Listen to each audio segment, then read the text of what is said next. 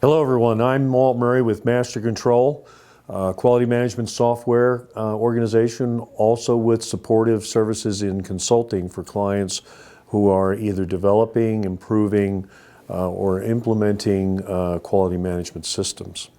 So today we're now going into the second part of a three-part series, and this particular part has to do with getting ready for the standard, which is now officially out as of March 1st of 2016.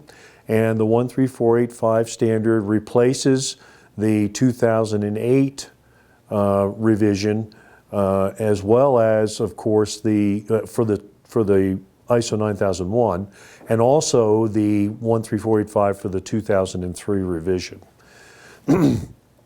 So companies now, of course, have 3 years from that date to plan and implement the transition of their system before 2019, March of 2019, to the new standard for certification purposes, for conformance.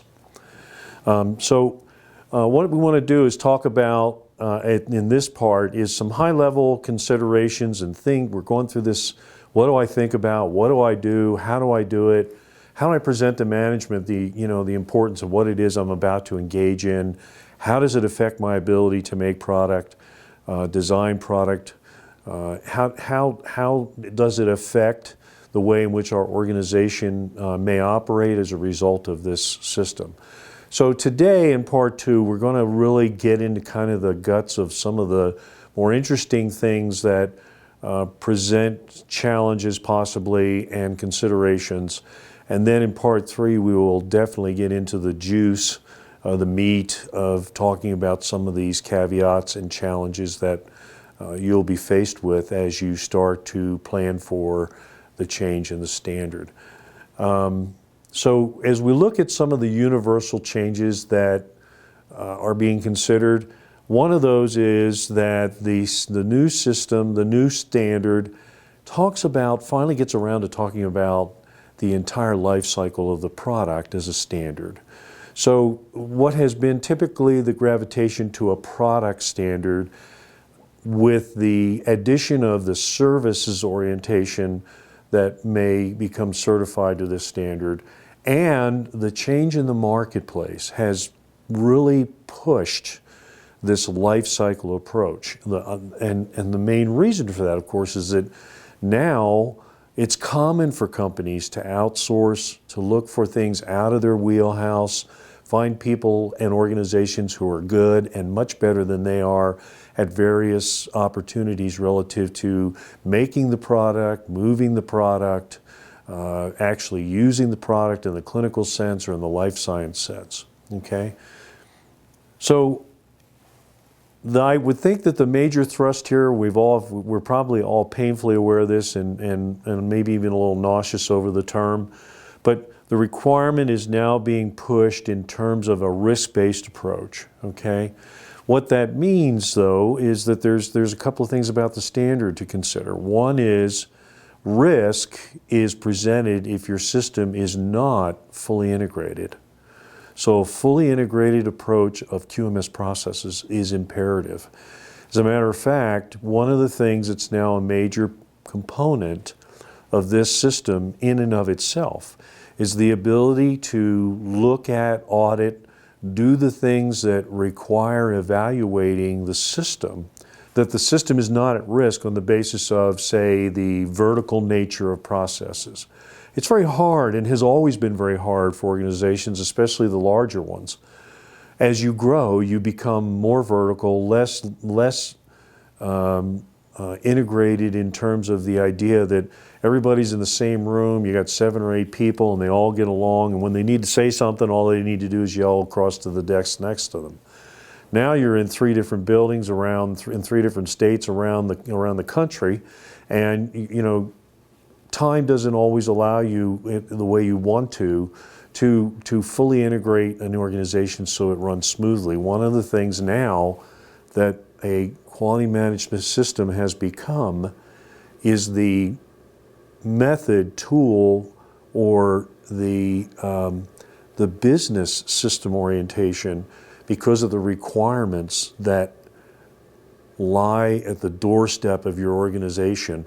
I mean, I think it's all important for us to know and understand that product is not product without documents. So literally, you have to think in terms of, if I make a product, I visually have to think that everything around that product that's documented is bolted to that thing.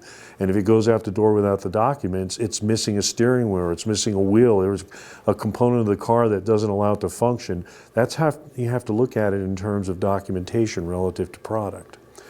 That being the case, documents present their own conundrum in terms of risk and understanding how they work to assess, define, and execute an organization around a product. Therefore, the importance of life cycle. Okay? So outsourcing can be a major challenge. Now that some organizations just do design house concerns, some organizations just do the manufacturing, some organizations just do the testing. But somebody has to be responsible. Somebody has to be where the buck stops relative to a product when there are problems or there are issues. And that has to be defined in the context of the organization and the control of those processes internally or externally around that product. Okay?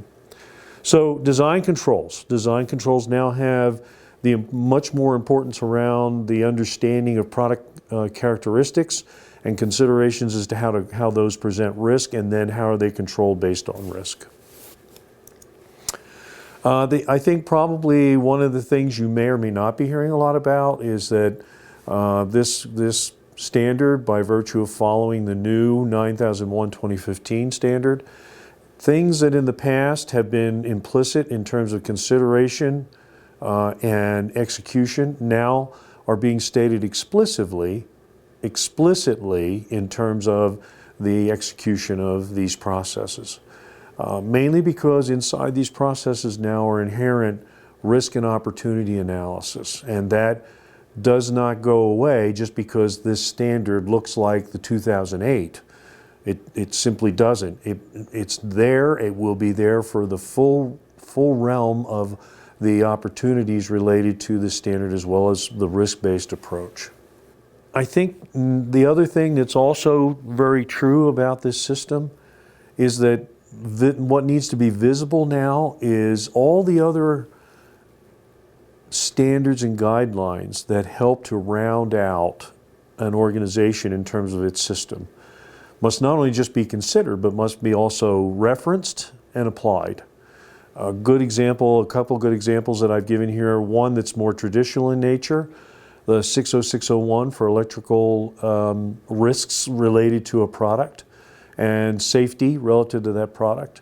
And also one that's not mentioned very much, but has become more center stage because of software around medical device, is the life cycle of software related either to the medical device directly or the use of indirect conditions that could be high risk oriented for a system. So ISO 62304 is a software life cycle standard that is used to support a product that is very software oriented.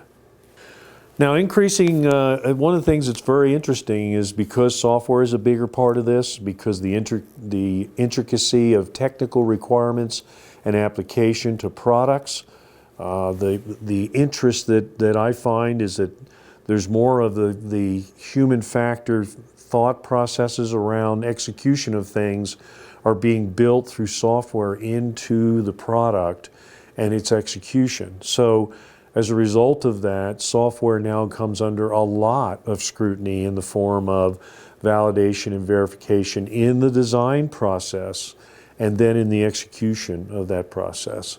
These concepts now become the integration of understanding what traditionally has been process control to software systems control as part of that. So the natural condition for software, which has been around the IQ, OQ, PQ orientation, now becomes a part of looking at risk as it's related to process design, operational qualification, and then performance in the form of product and process control. not performance qualification. A lot of people might say, well, Walt, isn't that really the same thing? No, it's not. It's not, because risk carries through in design for process design and is only qualified operationally in order to go into a state of process control verification based on process design. And then, of course, the other thing that has also happened and has been interesting as the evolution has occurred around software implications to medical device has been a guideline that comes out of Europe, the SAAMD, which is a guideline on software as a medical device, and is being considered in many circles relative to the FDA's influence on medical device companies, especially where you're talking about high classification considerations and conditions around the use of implantables, the use of devices that create high risk in their environment. So some of the general caveats to the new edition, I just want to point out real quick. If we look at the lay of the land, of course, now instead of the 4 through 8 line items you used to have in the old standard, now you have 4 through 10.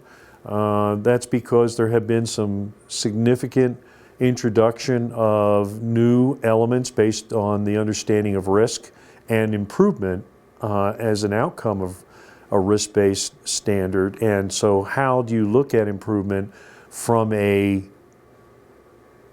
verification and validation standpoint at the level of management? I'm going to show even in the line items themselves that it becomes more explicit to relate metrics around the concept of improvement on the basis of how the organization has created and executed its objectives, its quality objectives. So if we go through these now, what we're talking about is introduction for the organization is to take the organization in its defined context. An org chart used to be great in the past, not anymore. Now an organization must define its context in terms of execution. And by way of that, of course, in the preface section, we're actually talking about the importance that trade secrets play as a role in being tempered as a quality organization around what is and what is not to be used as part of the system based on those secrets. Definitions, there are several more, there are several clarifications. One of the first things someone should do when they get their hands on the standard is go straight to the definition section and read these definitions, because they have changed, they have been added, they have been clarified, and it's important before you go look at the standard and try to really understand it. You first have to say, when they define risk or they define risk management, what do they really mean? How are they different? And how does that influence the way in which we're going to improve our system and its approach? Big bibliographies now. I've never seen a bibliography more in the proper context of associating guidelines and documentation influencing the development of this standard, and the use of those bibliographies now as references as you're considering how you're going to create a quality plan for change. And it's also important to understand, lastly, but very important, is this section 4.2.5 in the record section in the front of the standard, where it basically warns the public around medical device companies to say, okay, because of the influence of software, because of the influence of the nature of technology, we can no longer look at a system on a very basic level because of these changes. We now need to take into account the use of software, which means we need to look at security. We need to look at the sensitivity to records like HIPAA records or health information.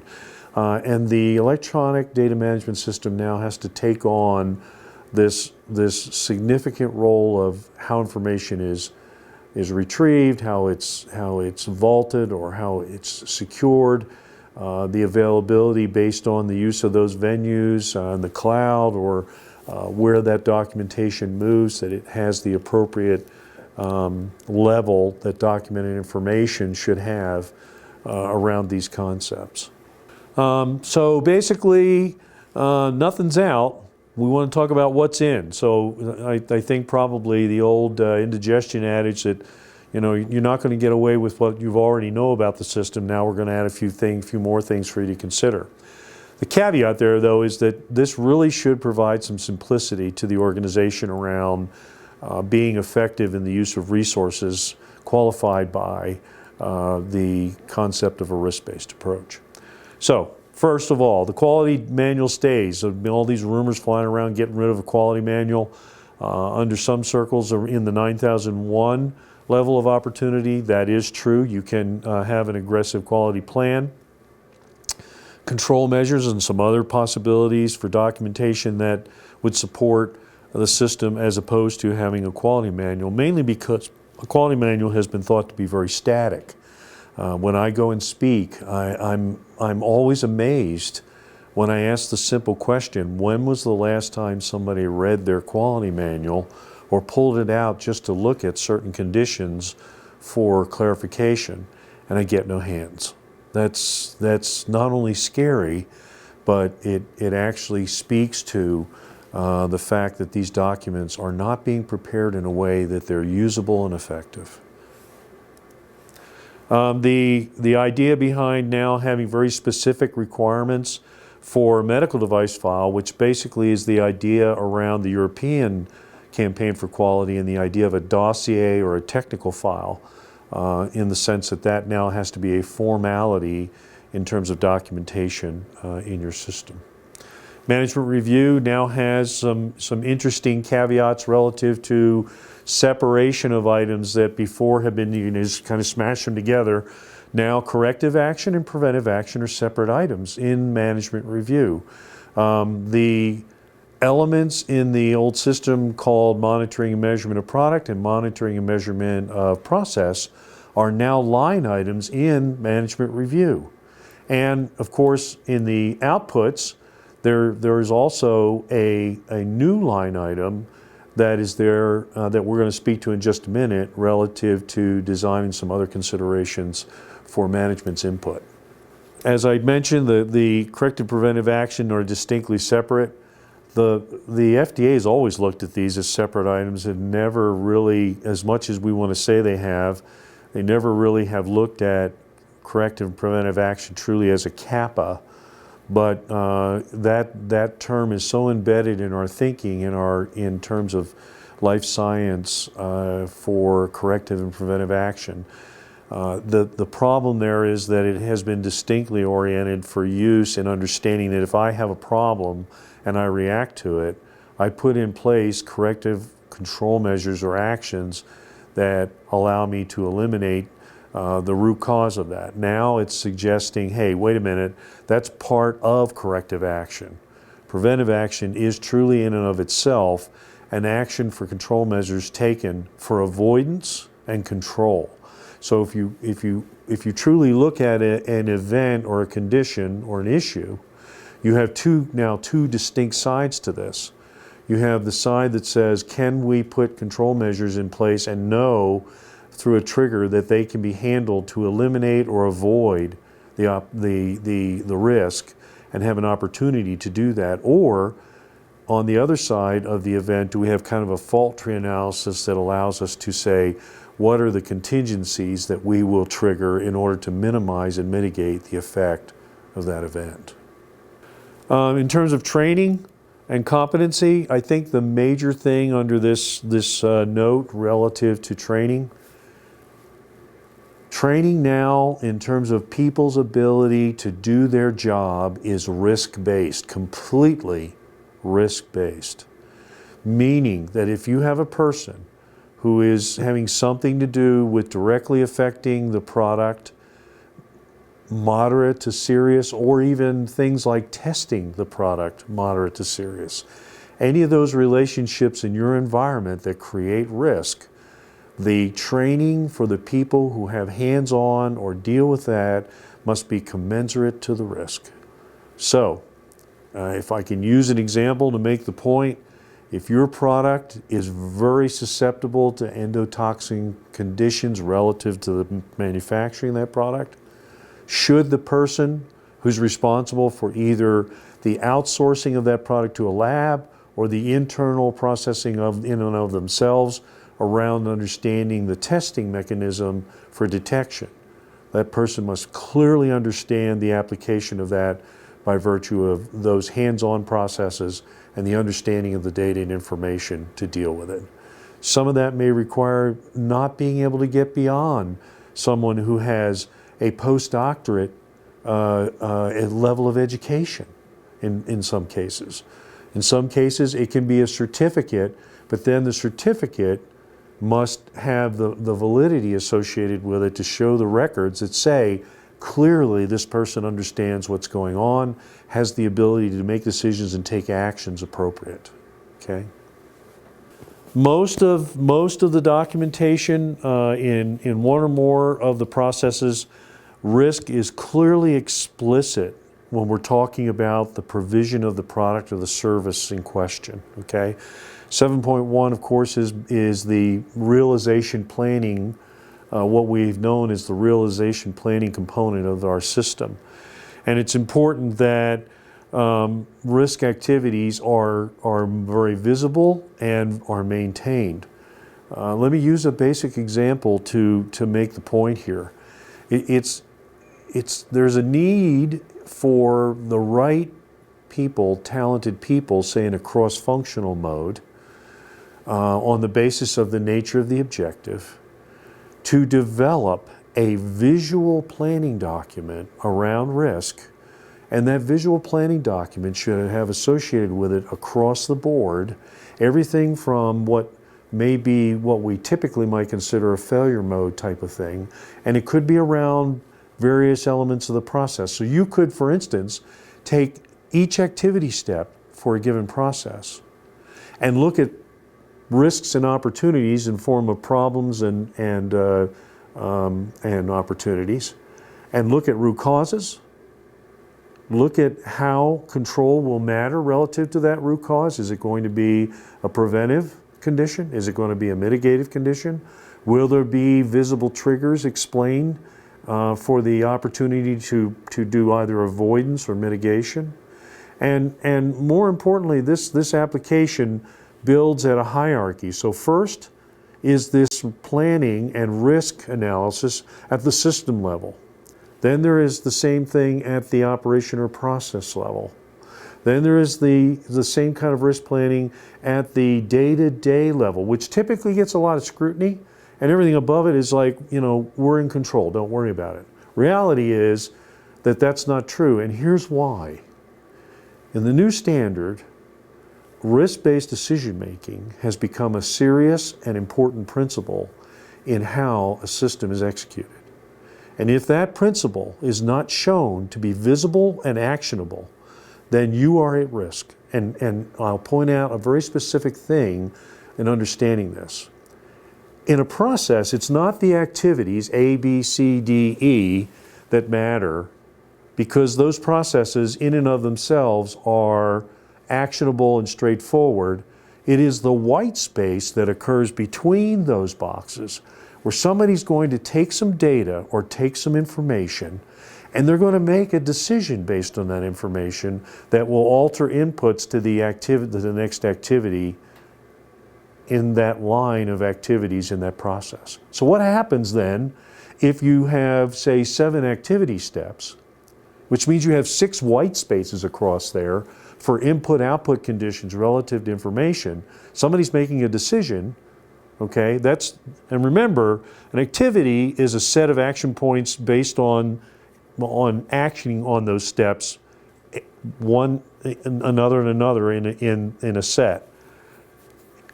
In a process, you still have that white space between those activities where something's happening, either in the form of project management, in the form of assessment relative to the data. There's all sorts of things going on there. And do you control the risks associated with that white space activity? Okay? Very important.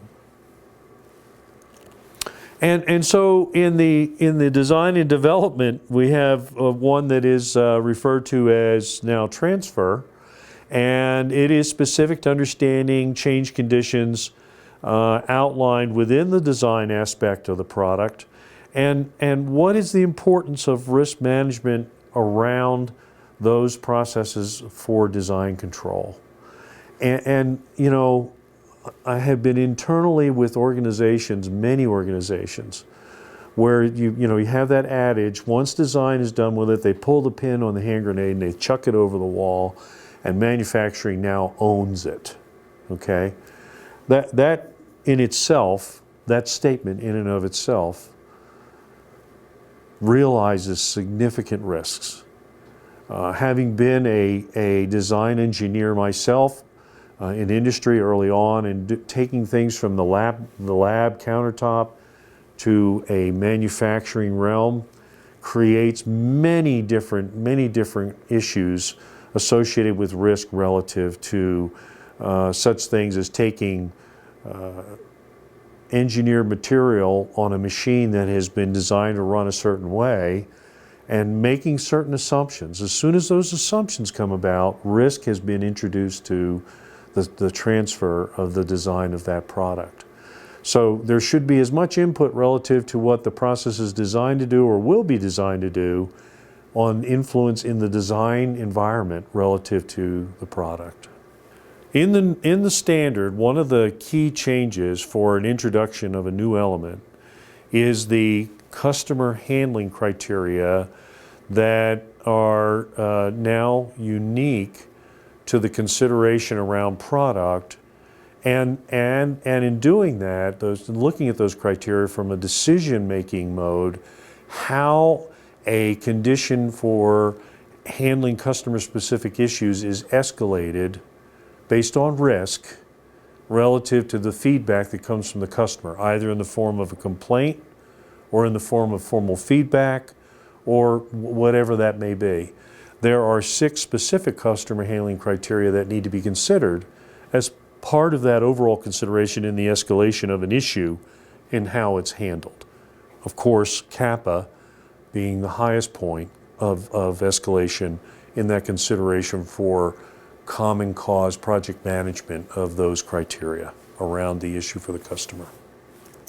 So basically nothing's going away, but there are all these interesting things coming into what already is a challenge for us in looking at medical device conformance. Okay, so one of the things in this standard I find to be very valuable in a change is the idea behind the use of the Annex Guidance that is now there in this standard. And of course that follows through from the influence of 9001:2015, again in the appendix. The SL guidance considerations are very similar, and this is where this becomes a good reference point for you to go to as you go through this standard and make some decisions around improvement. First of all, there's some roughly 57 additions relative to the points of those additions in the new standard that you need to look at that are actually brought out as line items in comparison relative to the old standard. Okay. The Annex provides alerts that are unique relative to the changes between the old standard, the 2003 revision and the 2016 revision. Also provides explanation and clarifications to eliminate any ambiguity in many of the existing elements of the 13485. All items are designed to convey the explicit nature of the actions that are taken that before were implied. So literally, if you look at these comparisons, it helps you to understand, okay, this one's no longer implicit. It's no longer a coulda, shoulda. It's a very explicit, this is an explicit condition, and here's the data, the information, the analysis that needs to be had in order for this to take place by element, okay? And then provides guidance in terms of first, second, and third party orientation to developing checklists for the new audit routine or the new audit orientation of a risk-based consideration for those components that need to be there in actually auditing the new quality management system under 2016. Very, very important. So Annex B then First, it aligns the standard, the second standard to the first standard. Okay. B1 actually aligns the 13485-2016 to the 9001 2015. Very, very important to analyze and consider what these changes are by studying that annex. B2 then aligns the 9001 2015 in the other direction with the 13485-2016. So the organization can have a starting point either way relative to understanding what the changes are, what the explicit nature of those changes are, and what the risk consideration is in making risk-based decisions in deploying a new system. It allows the organization to start with that standard of application that makes sense to the company in terms of its context, the organizational context. Okay? Each line item will alter, add, or show no equivalent to the standard by comparison. So it's important to look at the nature of the comparison and get a feel for any one of those conditions that you may need to consider as you put your plan together. So what's next? In part 3, what we're going to do is we're going to take and look at, on a risk-based orientation, the scale of opportunity relative to tips for transitioning, and by looking at various, if you would, families of product in that orientation as we go through the consideration for some of these that may create some serious conundrum in terms of the risk-based orientation of your product. We don't want you to wait, so we're actually going to make a fairly quick turn on this third part. It probably will be a slightly extended time frame based on the things we're going to cover.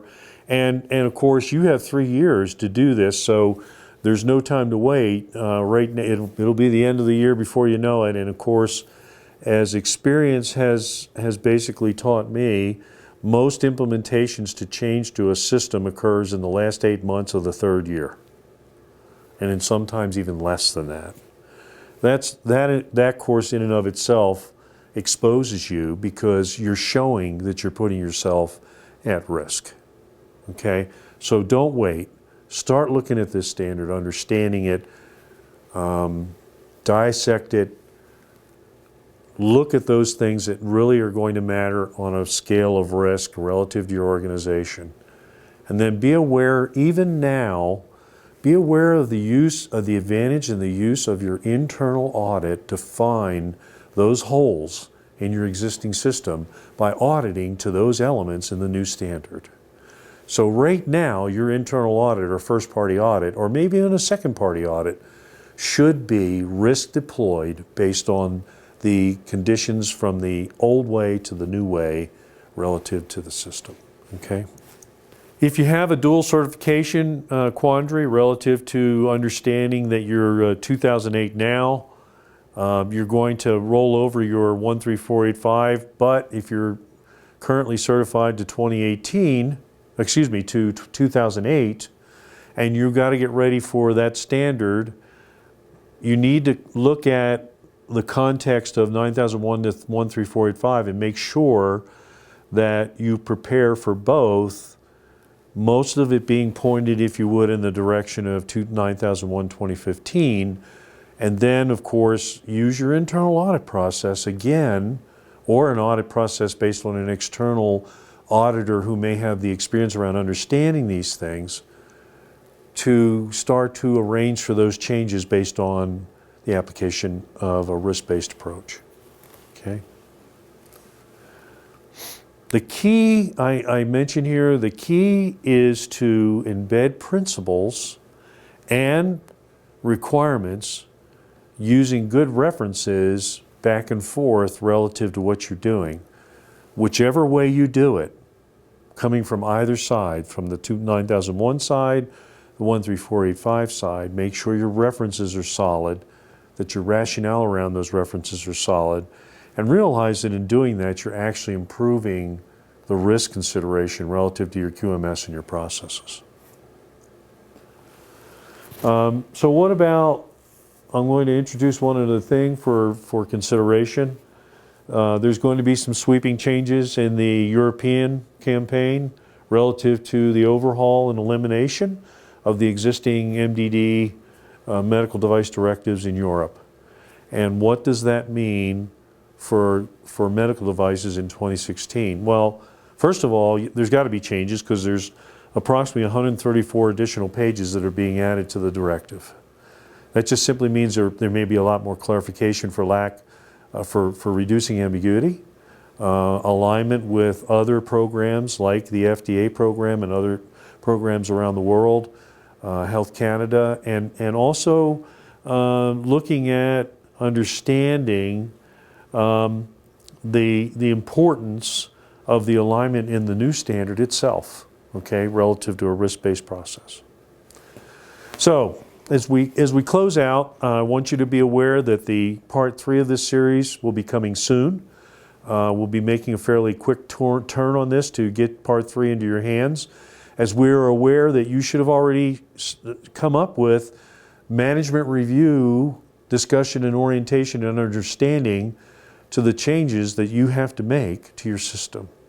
And that management review should have already initialized some exposure for awareness as a heads up as to what's involved here.